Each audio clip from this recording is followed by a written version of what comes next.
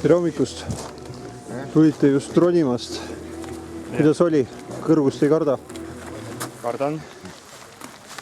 Aga midagi jäi ilmselt üle, tuleb ronida. Tahe on ju teha asju, mida sa kardad. Mida sa ei oska teha, no siin saab alati õppida neid tegema.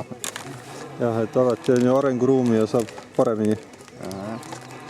Et viimane 12 tundi on just alanud, et milliste plaanidega lähete vastu viimasele katsumusele? Kõik lõpuni ära teha. Kõigepealt üles ajasta.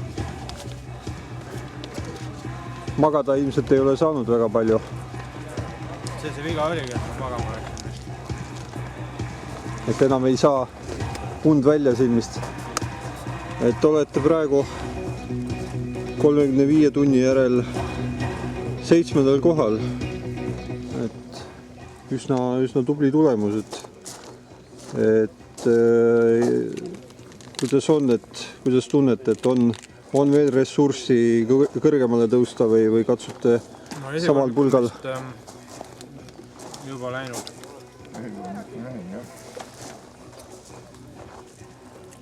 Ei tea. Meesteklassi kolmas koht vist on läinud juba.